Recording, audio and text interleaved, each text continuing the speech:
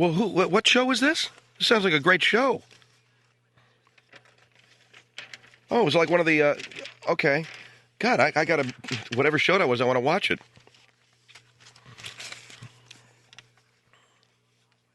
Right, they had Greg Kinnear, in other words, and replaced him with somebody else. Yeah, I forget the guy. Who, me? Yeah, I thought it was... No, I thought it... What, are you kidding me? He was fantastic and as good as it gets. He was great. He was great in it. Great, and she's put on... And a year ago today, Jennifer weighed 120 pounds, and today, Jennifer, what is it? 200 and... No, she looks fantastic. Yeah, Jennifer looks good. She looks real good. Come on in, man. Come on in. Whatever. Hold on for a minute. Let me, yeah. Phil Hendrie. Okay, Phil Hendrie Show here, 1-800-449-8686. For Orange County, 1-800-5201-KFI. For LA County, 5201-KFI. Michelle Cube, our executive producer, is visiting today from KFI Radio. She's over here at our studios on a street. The studios are on a street here in a town. And what's the matter, Mike? You're looking at me like I'm not on the air or something. Well, whatever. Who cares if you can't hear? You're not listening anyway in there. He keeps walking out like there's something wrong, like he says, I can't hear the show. That's fine. You don't have to. It's not necessary for you to listen to it to screen the phone calls. And Michelle's in there. What do you think of the setup, Michelle? Pretty good? You like it? It's not as big. It's not as sumptuous. It's not as spacious, but it's ours, and it's home. So Michelle is visiting us from KFI, and I swear to God, when I saw her, I almost started to cry. Now, what is that? It was an emotional thing to see her. Since, coming over here, you never grow up, You think you're an adult and you think you can handle things, but you get used to a place, and then you go to a new place, and you sort of kind of shove that down in the back of your mind someplace, or you push it way down in your pants somewhere, never to let it rear its ugly head. And suddenly when you see that person again, not that I had a thing for Michelle, but she represents, the KFI, the whole home there, our nest. And when she walked in, the familiar perfume, the familiar look of her as she entered the room, and I just wanted to cry. And my wife's listening right now, and I can only imagine the hell I'm going to get in when I get home. Honey, you got to understand, it's got nothing to do with what you're thinking. All of a sudden, as I was talking about you, Michelle, I could see Maria driving around with her face getting red. So okay, look, let me just take it back. I saw Michelle, and I wanted to throw up. How about that? You feel better? As soon as she walked in the room, there was something about her perfume that made me want to pitch up into our brand new metal waste paper basket, which, by the way, thanks for getting those, Craig. See, a lot of guys don't care, but I care. I want metal. Want to know why? Makes noise. Anything that makes noise. Plastic, don't do it. Metal does it. New metal trash cans from Premier. Twing. Ow. Is that the coolest sounding thing you ever heard? And get out! And stay out. And then there's day old. Something about day old bananas. Isn't that song? Bananas are a day old, I want to go home. The bananas are a day old and I want to go home. Isn't that it? All right. We got our totals for the sale of the Best of Phil Hendrie Show CD. Thank you very much for continuing to patronize our show at our website, philhendrieshow.com. Don't forget, if you'd like to design some kind of a page or web page, if you'd like to just do a web page design for our website, send it over to webmaster@philhendrieshow.com. Let's see what kind of web artist you are. We'd love to see it.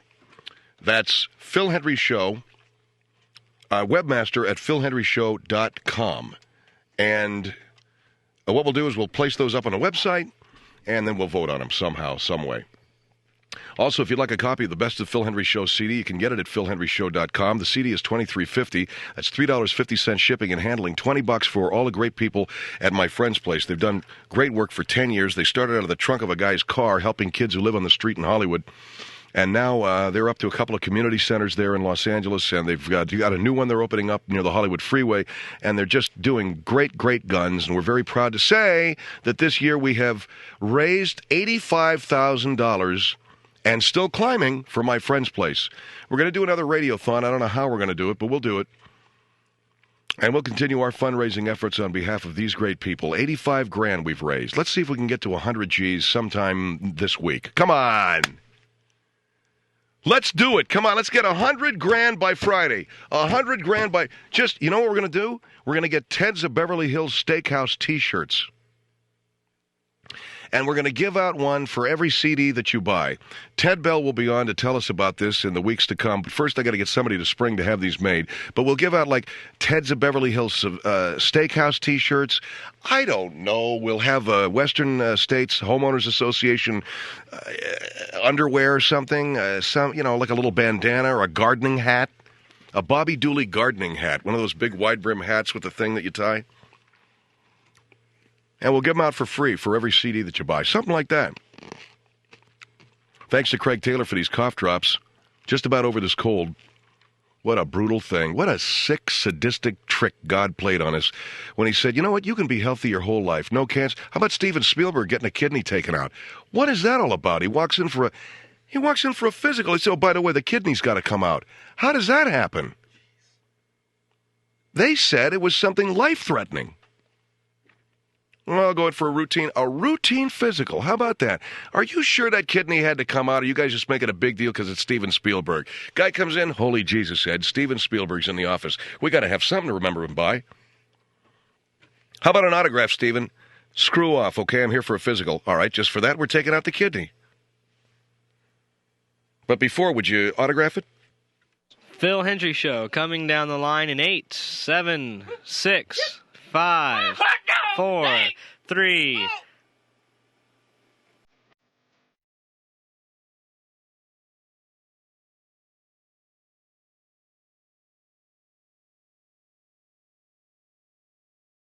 Hendrie Show, 1-800-4...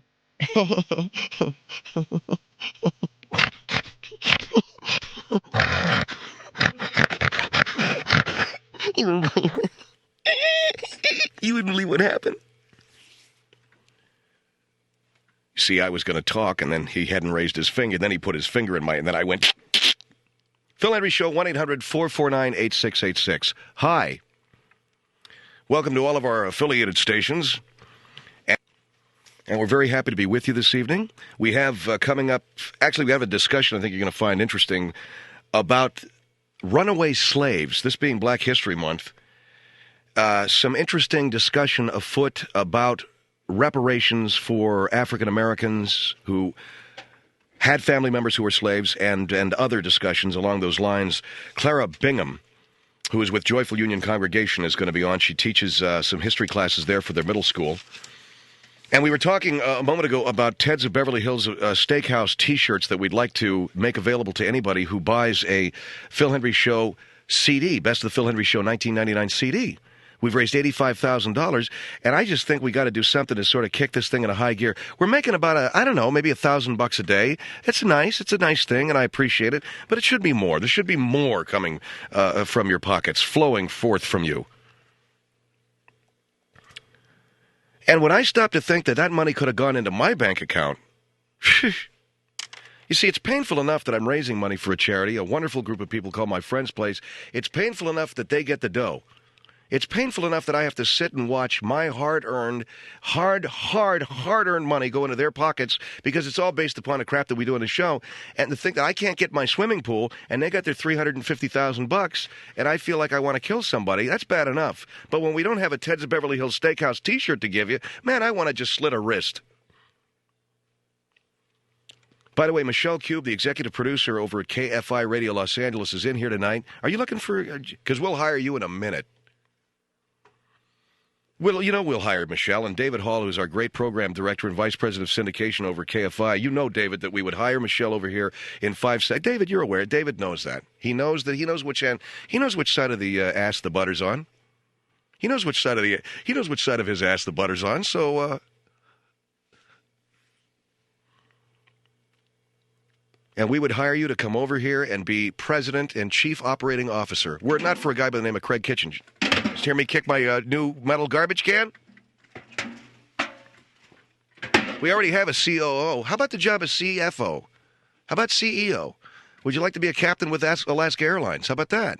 I hear they got a couple. Never mind. So I. Yeah, that's green. That cold. Thank goodness it's over. Hit me last week ago Friday, and it's just now on its way out the door. Thanks to Craig Taylor for these great cough drops. Thanks to Melissa Morgan, a writer on our show, associate producer. She brought in some of those cool Ricola things, and I've been sucking on those. Thanks to my wife, who suggested I go outside and suck on the exhaust pipe of the brand new Navigator that I bought her. Thank you, honey. That was a good idea. I started to pass out, but it cleared things up a little bit. Then I realized, oh, my God, I could die doing this. And I went and I said, honey, are you sure? She said, no, really, it's safe. Go on. Go back out there. Put your lips around that thing. And hum me a song. Our number is 1-800-449-8686. Phil Hendrie Show here.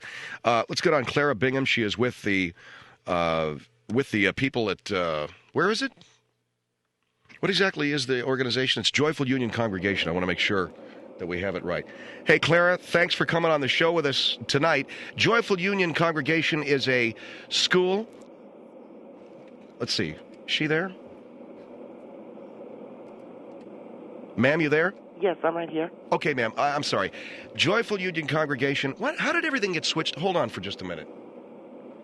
Well, wait a minute. Aren't you going to... do you want... Now, I have a question.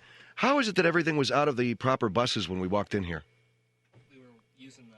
Okay, so it wasn't somebody else futzing around in here. No. Okay, good. It was us. Okay, it was us. All right, great. Because if I found out there was one of these guys that used this thing in the morning, I guess, I don't know. I got my kid's BB gun downstairs. All right, let me get back to the lady on the line here, Clara Bingham. She is with Joyful Union Congregation. I'm sorry, we had some technical difficulties. We appreciate you being with us. Is Joyful Union a school? Yes, Phil. No, Joyful Union Congregation is it's a church. It's a school. We have a senior services. We also have middle school. We do have Sunday school and some preschool services, and we have outreach programs. So we are I think an organization that is 100% in touch with the community. And because we are primarily an African-American congregation, we do educational outreach, and we are involved in outreach for Black History Month. And we have conducted some seminars at Joyful Union on the other side of the slave trade. Now, this all started, Phil, with some conversation that we had with local educators here in Los Angeles about reparation for African-American slaves and for their families. And, when everybody talks about reparations for African-American slaves and their families, and I'm not necessarily against something like that, but I have to say it doesn't make much sense if there's no slaves that are still alive. It always seems to me that reparations should be for the living people, wouldn't you think? I don't agree necessarily. I think that because so many generations have suffered, that you have to take into consideration that not only were the slaves the ones that suffered, but also their offspring as well. That is a crime that was committed against a portion of our population that has had ramifications and repercussions down through generations. So I don't think it's necessarily something you can cut off with a generation. But I will say that to try and make this argument and discussion of slave reparations more equitable, that you have to look into other aspects of the slave trade. There were white property owners and business owners who would pay upwards of $5,000 for a slave during the slave trade. Now, at this time, in the South, there were con men and scam artists. These were men of ill repute who were, working both sides of the fence. They were doing a thing called a bait and switch. A kind of a play on something called Two Brothers and a Stranger, And Two Brothers and a Stranger. Well, that's that old con game, two brothers. They walk into a bar, got two brothers and a stranger, and you're hustling a guy at pool. That's right. Well, there was a similar thing going on in the slave trade, and what would happen, Phil? A freed black slave and a white front man would present themselves to honest, hard-working property owners in the South as a slave and a slave trader, when in actuality they were partners. Top price would be paid for the slave, who was in fact in cahoots with the white man. that night or early at the earliest opportunity, the white man would break the black man out or free him or take him out of that captivity, and they would be on to the next town, and they would be free before you could whistle Dixie. And they were upwards of 10,000 families and property owners and business owners cheated this way. And the Civil War Foundation estimates that around $2 million was lost to these thieves. And now, there was a movie out called The Skin Game. You know that film? I am aware of that movie. That is based on actual true events. And I would direct people to the Los Angeles Times, an article about the Underground Railroad. And in the article, they talk about a man named Augustus West. And Mr. West was a freed slave who went into business with a white man. And that white man would sell him to an honest owner of a plantation or property, and at the earliest convenience, he would break that man out. And so like the movie The Skin Game, which I think was James Garner and Lou Gossett or somebody like that, you're talking about a front man, another guy, the slave. They would sell the guy, they would make their money, and then he'd break him out and on to the next town, right? So this isn't just something out of the movies. No, I would say it's not anything out of the movies. This is a true story. It happened to some 10,000 or 15,000 families and property owners and business owners in the South. And if we are to see reparations for black families, for the injustice done to black slaves, we also have to take into consideration these property owners who were cheated out of their money, these people who thought they were purchasing a slave only to find out that they had been conned and lost out on some $5,000 to $7,000. Phil, this was an enormous amount of money in those times. And so in order for us to have reparations for the black slaves, first we must also make reparations for the white families who were cheated in thinking they were buying a black slave, but in fact were being duped and fooled by con men. And all right, Clara Bingham is on the line. Hold the line here, Clara. She's from Joyful Union Congregation in Bellflower, and she's talking about an article that was interesting in the L.A. Times about this whole skin game thing. If you saw the movie where a white guy and a black guy would go into partnership, the white guy presenting himself as a slave trader, the black guy as a slave, they would sell the black guy, then they'd break the guy out, and the people who bought the slave were cheated out of $5,000. She feels that the descendants of those white families that thought they were buying a black slave should also be given reparations, and then we can start talking about, fairness. Our number is 1-800-449-8686, 1-800-449-8686, and this is the Phil Hendrie Show.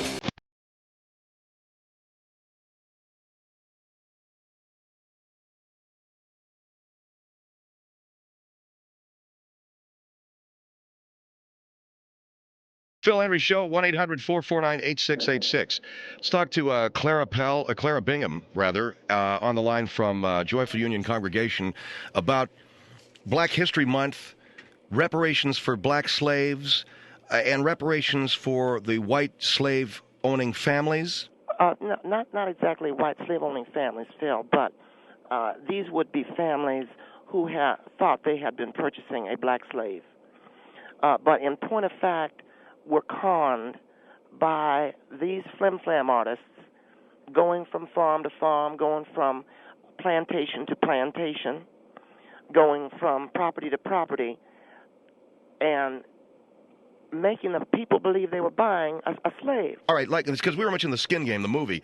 So this was, and the guy that you mentioned, Augustus West, actually bought himself a big spread of land, didn't he? That is correct. Mr. West was a thief working with a white man and presenting himself as a slave to these families. And these families, thinking they were buying a perfectly good slave, would, pay as much as $5,000. What was the going rate for a slave? Like I read somewhere $2,000. It could be anywhere from $2,000 to $5,000, depending upon the relative health of the individual, et cetera, and the experience of the individual. I am not saying slavery, obviously, is something that is so debasing of human nature and the human spirit and the human condition that all kinds of insanity rises out from it. But if we are going to make reparations to black families for slavery, I think the time has come, Phil, to start talking about these white families who are conned into thinking that they were buying a slave, when in point of fact, this was a con man who would be broken out later on by his white cohort, and who would then split the proceeds of the ill-gotten gains. This was thievery, and they would do this to countless families. Now, this was practiced in the South quite extensively, and up to 10,000 families, property owners, and business owners. You mentioned that like $2 million was lost to these thieves, correct? Somewhere in the neighborhood of $2 million, which is about $50 million today. And that is a lot of money. And before any serious discussion of reparation can be made, I think the descendants of slaves can discuss with the descendants of these white families who had been, ripped off. We must address the issue. And what a great time to do this than a better time to do this than Black History Month, where all of the races come together in brotherhood, in the pursuit of knowledge. And what we are proposing is this coming Sunday, Phil, February 13th, the day before Valentine's, we are going to pass the hat at our church, and we would suggest that others pass the hat in their churches across America and collect funds to pay the white man back for what he has lost, and then we can get around to black reparations, because I think there has been an awful lot of trust lost among all people. And well, the black reparations for slaves, has been a discussion ever since there was a discussion for repairing Japanese American families. Now you're throwing into the mix giving reparations to white families who got conned into thinking they were buying a slave. It sounds to me like you are putting that ahead of reparations for black families. Well, I think that before you can start talking about the extensive reparations that are owed to African Americans for slavery, you have to first address the issue of the white families that were hurt during slavery. And see, it comes as quite a shock to a lot of people, myself included, that white families were hurt during slave times. Well, they were in this way, Phil, that they were the victims of this flim-flam. They were the victims of this kind of thievery. This is a kind of a canard, every bit as devious and every bit as destructive as if someone were to burglarize a home. You are selling someone a product which does not exist, whether it is false advertising or whether it is faulty merchandise. The fact remains that these were people paying an awful lot of money. I want you to remember that $5,000 was a lot of money to pay in those days. That was an enormous amount of money to pay. And for a family to give up that amount of money to find out that they did not get what they thought they were getting in return caused a great deal of hardship. Who is going to begin to make amends to these families? One of the reasons why whites, I think, resist reparations for black slaves is because that kind of wrong was done.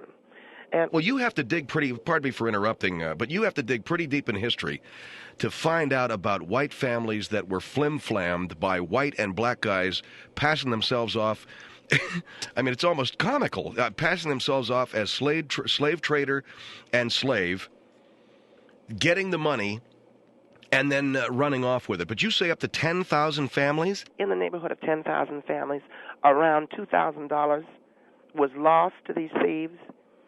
That is around $50 to $75 million in modern currency. And while we all like to think that, slavery has only one color, it had two colors, Phil, and there were two races hurt. All right, we have Clara Bingham on the line here from Joyful Union Congregation about reparations that need to be paid to white families who lost money being conned into thinking they were buying a slave before we can do it for black families. Phil Hendrie Show, 1-800-449-86.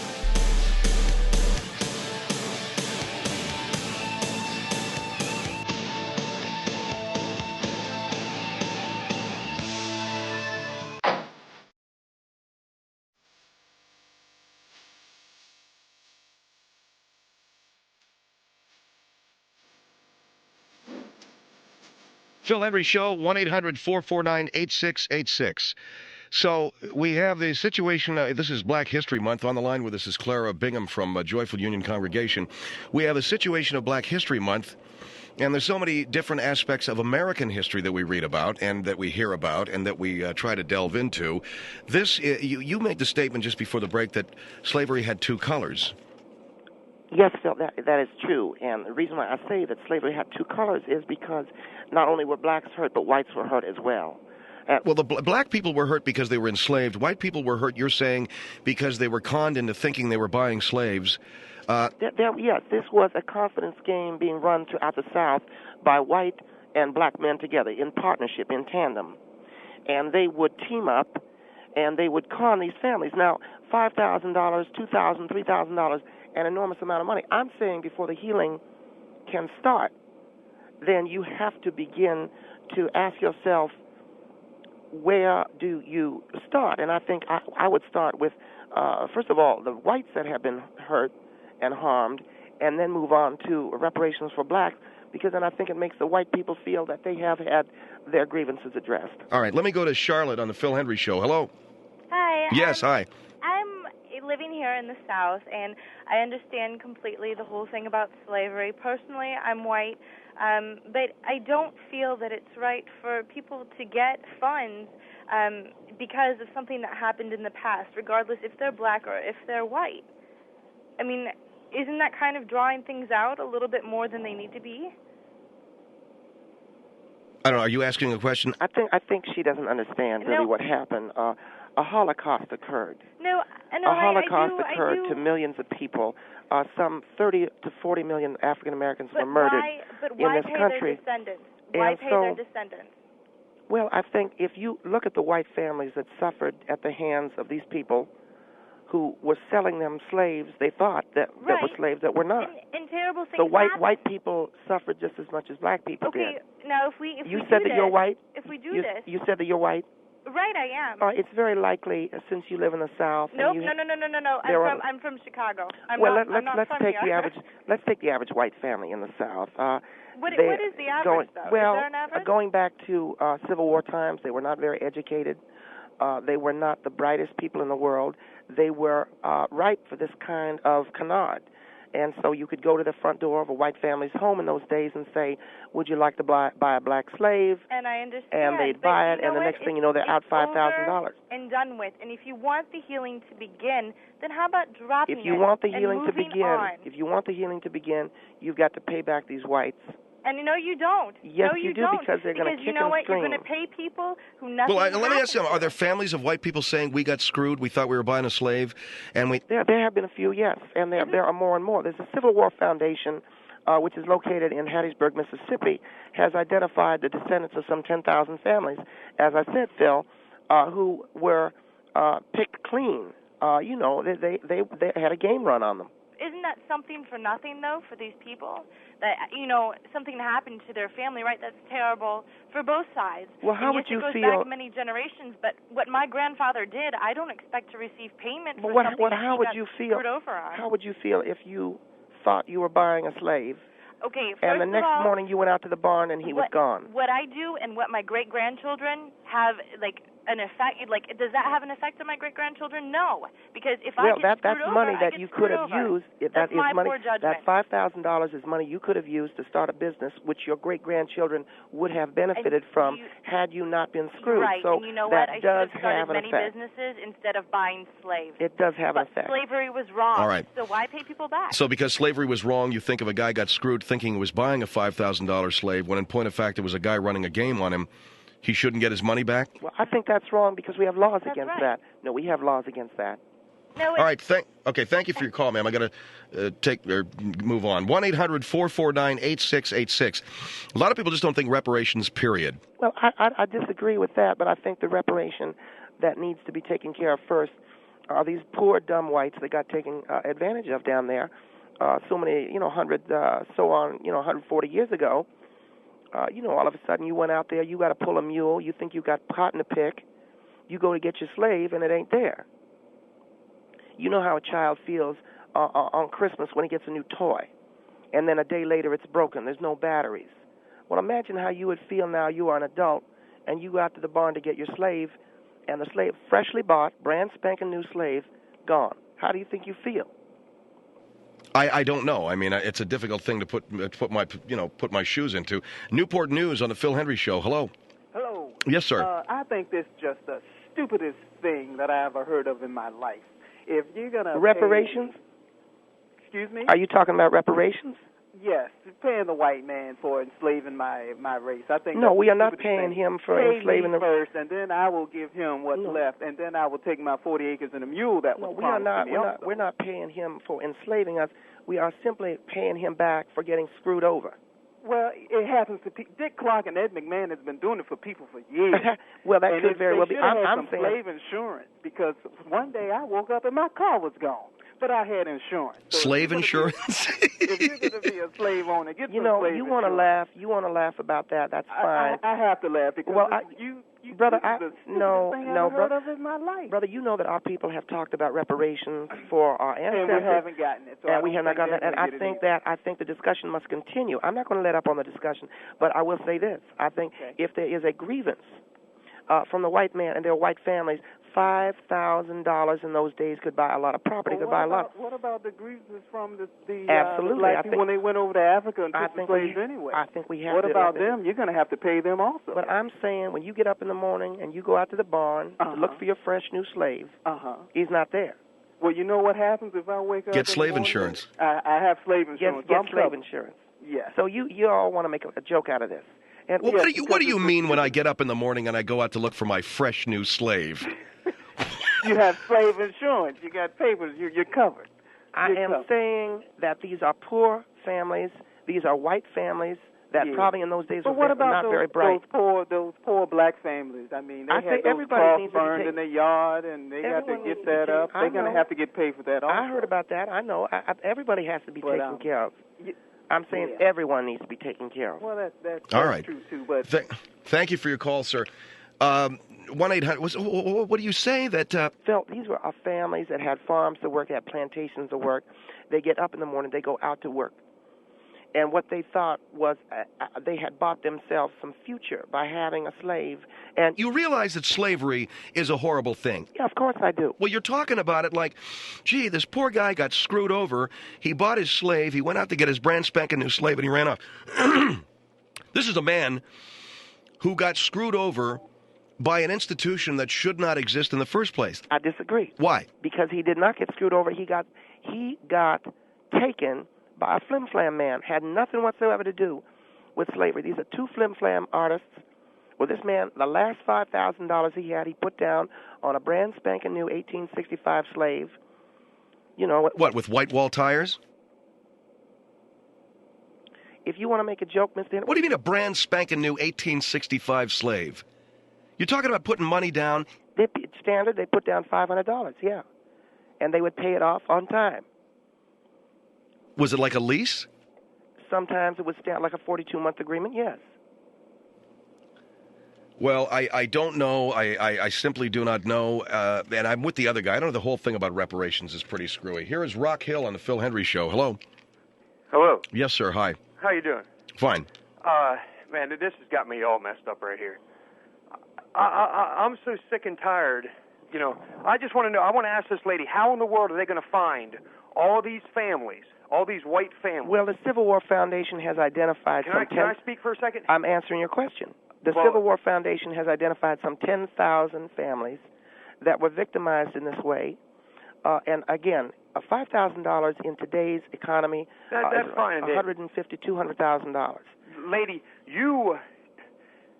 This is the most ridiculous thing I've ever heard in my life. No, we are talking. What about this? What about the discussion of reparations has been going on for a long time. Let me speak. Let me speak my mind 1 second.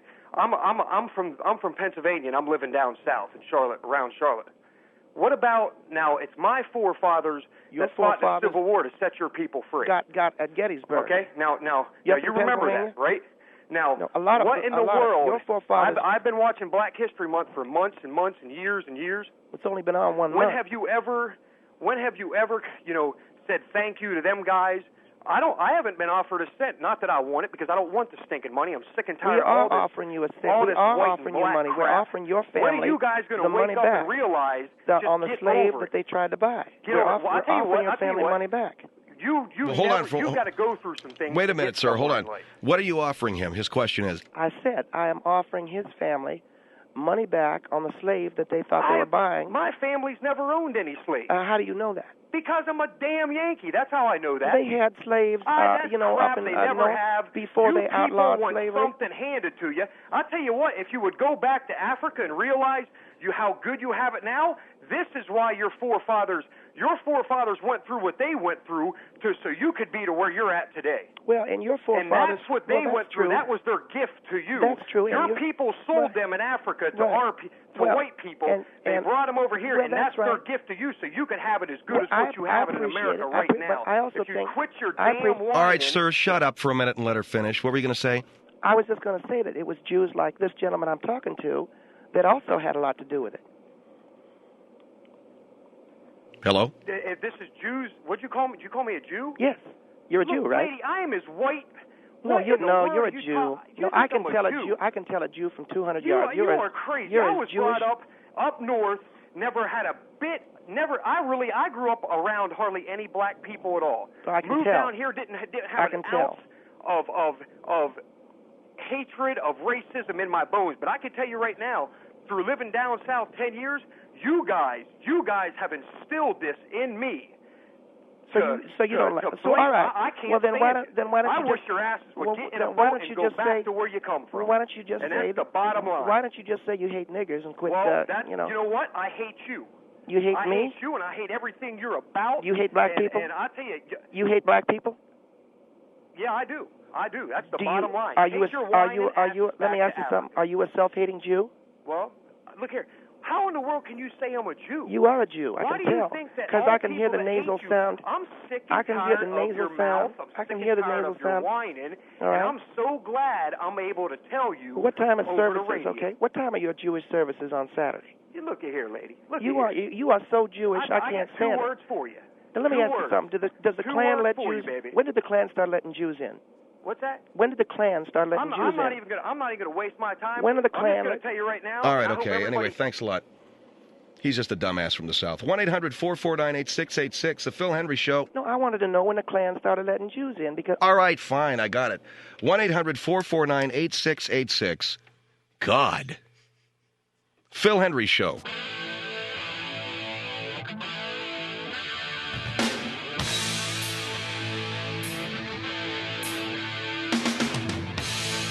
Phil Hendrie Show, 1-800-449-8686. Clara Bingham from Joyful Union Congregation is with us, and now we're talking about reparations for white families that got tricked into thinking they were buying a slave when in fact it was a con game being run by a white guy and a black guy. They had freed black slaves working with white guys in the South, going from town to town and plantation to plantation, pretending like they were a slave owner and slave and they were selling themselves. Is that it? Yes, Phil, basically, you had that kind of con game being run on families that did not have this kind of money. Now, I had made the point on Sunday the 13th, we are calling on black churches across America to pass the hat to try to get some of the reparation money up for these white families. You have to understand something, for all the anger that might be created by this, these are not the brightest people in the world. These were some fairly dumb white people, and they were just as victimized, I think, as black people were, because they were dumb, stupid, thought they were buying a black slave, and the next thing you know, they go to like I said, they go to the barn or the slave quarters, and they're getting ready to pick some cotton or have a party, whether it was a house slave or a field slave, what have you, and maybe they had to set the table or something. They go out to get the house slave, and the house slave, you're not there any longer, so that's $5,000 that you can wave goodbye to. And that bought a whole lot of hickory in those days, and chicory and everything else. So that's what we're talking about. Equality, that's all. Okay, and by the way, you're saying that sometimes the release arrangements... They didn't call them lease arrangements. They were rentals. But, yeah, exactly. Sometimes it wasn't all the whole $5,000. Sometimes they put money down, but... there still was money lost. They put money down. Okay. Here is Atlanta on the Phil Hendrie Show. Hello. Atlanta, hello. Hey, how you doing? Fine. Good. Her heart's in the right place, but her mind is out to space. And the reason is that, if you want to fix a problem, you get to a root of it. If you cut the leaves, they grow back. The bottom line is you cannot compare someone losing money to losing their history. You can't compare money in the terms of someone that was killed. See, black people had no choice in this, okay? And the things that were done to them, I mean, you have to experience. A lot of people today cannot even begin to imagine what that was like, okay? But the way you get them to understand this sort of thing is you try to tell them, well, there were wrongs done to you as well. We understand that. Well, there's a different way of doing it. Having your money stolen from you. Got messed up, in a deal. The bottom line is what we need as a black people is the ability to educate ourselves, to fit into society. And what about the money these white families lost? That's irrelevant to the fact. No, it's not. That's the whole reason why I'm on this program tonight. It's not irrelevant. It's very relevant. Sure it is, because they had an option. You're talking about, you call it a Holocaust on one hand, then you demean it by comparing it to money. No, it's a total Holocaust, but I'm telling you, they lost a lot of money on a perfectly good slave they thought they had bought and found. Perfectly good slave? What was ever good about a slave? What I'm saying, what they thought was. See, I don't care what they thought at that point. What I care about is the fact of the stories that my grandfather told me. You are asking white people to care about you. About not even knowing where you come from past the second generation. You are asking them to care about you, but you have to care about them, is all I'm saying. I care about everybody. And when they went out, and they have injuries and aches today because of my caring of defending for my country. Well, when they rang a dinner bell and they thought their house slave was on his way up to the house, only to find out. Your point so much. Only to find out that he wasn't there. Pass that plate to send somebody to school. Okay? I can see that we are not going to get a donation from you. I donate to a bunch of things, but I won't donate to that because it's ridiculous. All right, sir, thanks for your call. Here is Tempe on the Phil Hendrie Show. Tempe, hello. Hi. Yes. I have a different take on this than everyone I've heard so far. I do not really trust this woman's intentions at all. I think it's just a ploy to set up for reparations later and to get the names of additional families, people researching and finding out if their families had slaves. Mine didn't. Is your family white? My family goes back to the earliest 1600s, had no slaves, and were white.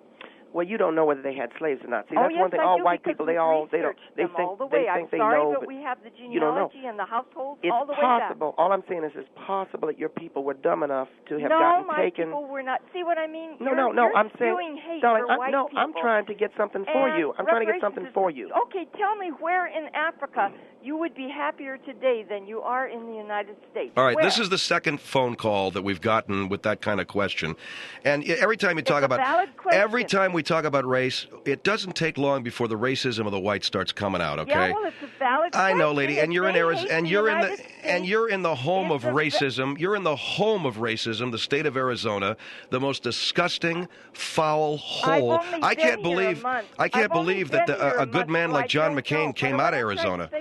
I can't believe a good man like John McCain came out of Arizona. Okay, your question's valid. I've only been here a month. I'm not. All right, and you came up. What part of Africa are you from? I mean, these are the questions that we're getting here. Okay. Well, Phil, I can answer. Phil, she is a dumb old lady. I can answer. She's a stupid old woman. I can answer her question. I'm not all old. Right. But you're stupid, right? No. Okay. Not look like you at all. Your relatives probably were some dumb white trash that bought a slave, thinking they would buy a slave, and I'm just trying to get them the money that they deserve. Okay, I never heard of your family, the Whitneys. All right, here is Doraville on the Phil Hendrie Show. Hello. Hi. You were pissed off there. What'd you tell? I was a little bit angry. Yeah. Yeah, and I see this hopefully from a different perspective. I don't see this as being an issue of reparation. I see it as being an issue of right and wrong. And our basic system of justice is based on us inwardly, inherently knowing the difference between right and wrong. Darling, get to the point. Darling, get to the point, all right? The point is that let's if go. Slavery is wrong, right, we got then that. why should anybody be paid for it anywhere? We're paying for. They didn't get a slave. They didn't get a slave. They got a fake slave. Ask you something. That's why they're not getting paid for slavery. Let me ask you a question. They're getting paid for the slave they didn't get. Okay, fine. But so they're not getting paid for slavery. That's why they should get the money. Okay. Now, if they had bought a perfectly good slave or whatever you want to call it, then they wouldn't be out the $5,000. Okay. But they didn't buy a slave, so they were not making money on slavery. Now, had they been making money on slavery, I would agree with